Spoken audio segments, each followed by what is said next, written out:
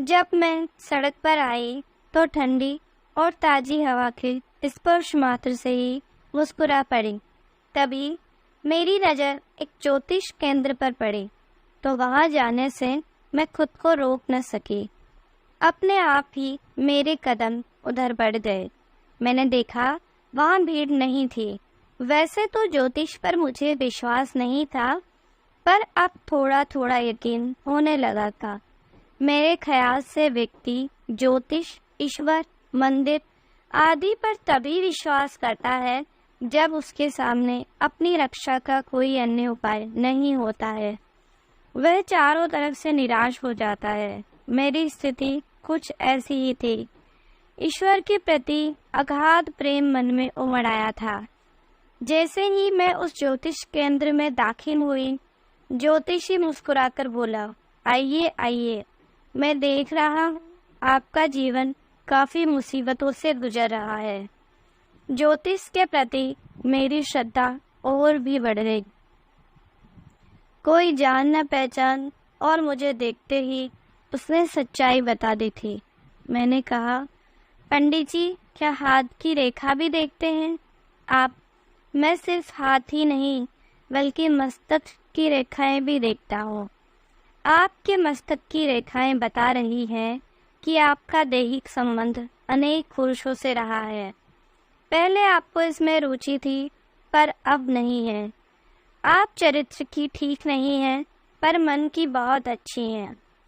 ज्योतिषी के ये कहते ही मैंने हाथ उसके आगे बढ़ा दिया। पंडित जी, आप तो मेरे बारे में बहुत कुछ जानते हैं। हस्त रेखाओं पर नजर डालते हुए ज्योतिष बोला, आपके हाथ से कई लोगों का खून हुआ है, लेकिन इसमें आपका कोई दोष नहीं रहा है। आपने जानबूझकर वे खून नहीं किए, बल्कि दूसरों की भलाई के लिए आपने कत्ल किए हैं।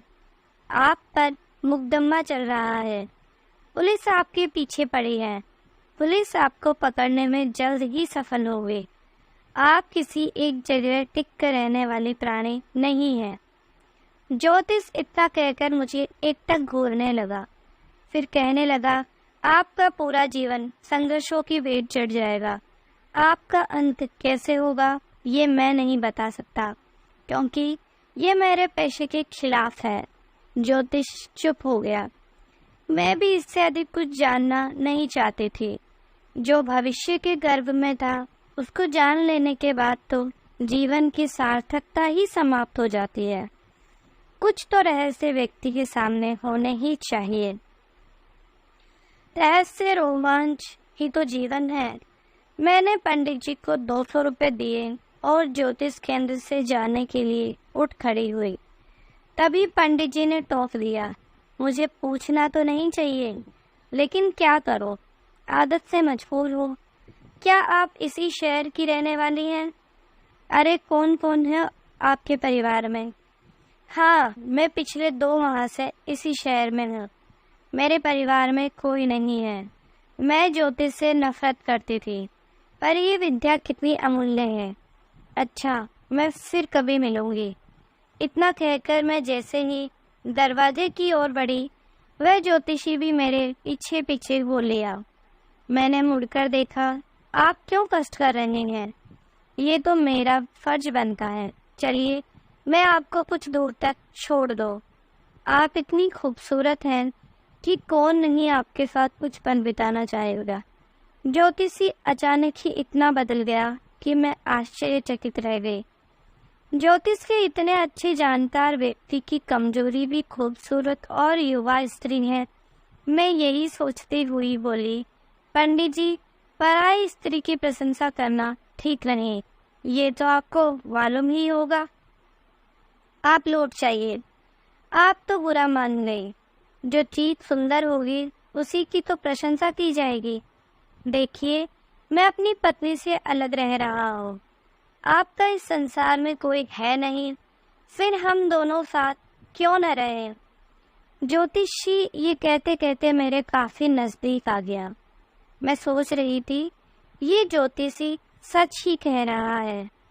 साथ साथ रहने में बुरा ही क्या है? ज्योतिषी अकेलेपन से शायद ऊब गया है। मैं भी भागदौड़ की इस जिंदगी से जार जान हो गई हूँ। ये तो मेरे अज्ञातवास का समय है। वैसे भी मेरा अधिकांश समय अय्याश और विलासी मर्दों के साथ गुजरा है। जब मैं ज्ञानी पुरुष के साथ रहूंगी तो शायद जीवन का अर्थ समझ में आ जाए। यही सोचकर मैं सहसा ही बोल पड़ी, मैं कल से आपके साथ रहना शुरू कर दूंगी। अब तो आप लौट जाइए। ज्योतिषी बहुत खुश हुआ और लौट गया। फिर मैं अगली शाम को उस ज्योतिष के यहाँ रहने के लिए आ गई। मेरी यह हार्दिक इच्छा थी कि मैं यह जानूं कि कर्म कांड के जानकार लोग कैसे होते हैं, दूसरों को उपदेश देने वाले खुद उसका पालन कितना करते हैं। ज्योतिषी ने कहा, आप बाथरूम में जाकर नहा धोकर पवित्र हो जाइए, फिर हम कुछ ध्यान योग की बातें करेंगे। मैं नहाने चली गई। कोई 15 मिनट बाद जब बाथरूम से निकली तो देखा ज्योतिषी सिर्फ लंगोट पहने बैठा ध्यान मग्न है। मेरे पैरों की आहट से उसकी आंखें स्वतः ही खुल गई। वह मुस्कुराकर बोला, आप भी वस्त्र उतार ध्यान मग्न हो जाइए। ये सुनते ही मैं आश्चर्य से बोली, क्यों, वस्त्र क्यों उतारना है? क्या बहुत ही जरूरी है? ध्यान में तो ऐसे भी बैठा जा सकता है। नहीं देवी, वस्त्र ऊर्जा के प्रवाह को रोकते हैं, जिससे ध्यान में मन भटकता है। आप निर्वस्त्र हो जाइए। ज्योतिषी के शब्दों में खींच और कठोरता थी। मैं थोड़ी तल्ख आवाज में बोली, पंडित जी, मैं देख रही हूँ आपका ध्यान में मन भटक गया है। आप ध्यान में लीन नहीं हो पा रहे हैं। आप तो इस समय मेरे साथ मानसिक सहवास कर रहे हैं। मैं ज्योतिष नहीं जानती, पर किसी के मनोभाव को पढ़ना अच्छी तरह जानती हूँ। आप ज्योतिषी के अच्छे जानकार हैं, इसमें कोई शक नहीं, पर आपकी इंद्रियां भी आपके वश में है, इस पर मुझे शक है। किसी विद्या को जानना अलग बात है और ध्यान योग की मदद से स्वयं को साधन अलग बात है। बड़े बड़े ज्ञानी मुनि भी स्त्री को सामने बिठाकर अपने शरीर को नहीं साध सके, तो फिर आप मुझे अपने आगे निर्वस्त्र बैठाकर ध्यान योग में लीन कैसे हो सकेंगे? मेरे ये कहते ही पंडित जी आसन से उठ खड़े हुए और मेरे पैरों में गिर पड़े। मैं अपनी पत्नी से अलग होकर ध्यान योग में लीन होने का अभ्यास कई सालों से कर रहा हूँ, पर न जाने क्यों मन नारी देह में ही जाकर घुल मिल जाता है। तुम यदि चाहो तो मेरी सामना का मार्ग प्रशस्त कर सकती हो। वह कैसे पंडित जी? ये कहकर मैं उसे घूरने लगी। मुझे तृप्त कर, मेरी इंद्रियों को यौन मुख का स्वाद चखाकर तुम मेरे भटकाव को रोक सकती हो। हाथ छोड़ दीजिए, मैंने विरोध करते हुए कहा, तो पंडित जी पसीना पोंछने लगे और गुस्सा करते हुए बोले, मैं ज्योतिष के साथ साथ एक तांत्रिक भी हूँ। तुम्हें चाहूँ तो तबाह कर सकता हूँ। आप मुझे तबाह करेंगे? ये कहते हुए मैंने पिस्तौल कमर से खींच लिया और उनकी तरफ तानते हुए कहा, सारा तंत्र मंत्र यहाँ आकर खत्म हो जाता है। मेरा रास्ता रोकने की कोशिश की तो तुम्हारा भी वही अंजाम होगा जो मेरे जीवन में आने वाले अन्य पुरुषों का हुआ है। ये कहकर मैं कमरे में आ गई। अंदर घुसते ही मेरी नाक दुर्गंध से भर गई, जैसे मैं किसी मुर्दा घर में घुस आई हूँ। मैंने कमरे में चारों तरफ नजर दौड़ाई तो एक प्लेट में मांस के टुकड़े दिखाई दे गए। मुझे आश्चर्य हुआ, एक ज्योतिष और शास्त्रों का ज्ञाता पंडित मांस भी खाता है। जरूर यहाँ किसी की लाश छुपा कर रखी गई है। तभी मैंने कमरे के एक कोने में एक स्त्री की लाश देखकर चीख पड़ी। उसकी कमर के नीचे का हिस्सा कटा हुआ था। शायद प्लेट में रखा मांस उसी लाश का था। मैं बाहर आकर बोली, ढोंगी पंडित, सच सच बता, वह लाश किसकी है? तेरा उससे क्या रिश्ता था? तुमने झूठ बोलने की कोशिश तो की, तो सारी गोलियां तेरी खोपड़ी में उतार दूंगी। ये कहते हुए मैंने उसकी खोपड़ी पर पिस्तौल का अगला सिरा टिका दिया। पंडित थर-थर कांप रहा था। कांप भी तो गुस्से से मैं भी रही थी। पंडित सूखे होठों पर जीभ फेरते हुए बोला, वह लाश मेरी पत्नी की है। मैंने उसे जान से मार दिया है ताकि उसका मांस तंत्र विद्या की साधना में इस्तेमाल कर सकूं। मैं उसका मांस खाने के बाद तंत्र विद्या की साधना करता हूँ।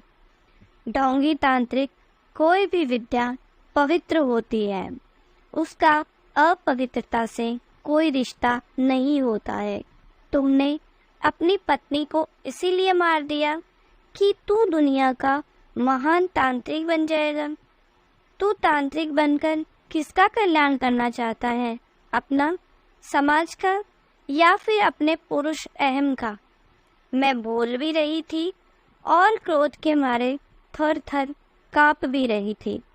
इतना करुण और विभत्स दृश्य मैंने अपने जीवन में नहीं देखा था। आज भी पढ़े लिखे बुद्धिजीवी लोग तंत्र साधना के नाम पर अपनी पत्नी तक का भी कत्ल करने में संकोच नहीं करते हैं। यह मेरी सोच के बाहर की बात थी। तभी वह पंडित मुझे घूरते हुए कहने लगा, वह इसका विरोध करती थी, मुझे अंधविश्वासी और ढोंगी कहकर अपमान करती थी। तब मैंने सोचा मुझे एक ताज़ा शव की जरूरत है। पत्नी से ज़्यादा सुलभ दूसरा और कौन हो सकता है। मैंने एक रात उसकी हत्या कर दी।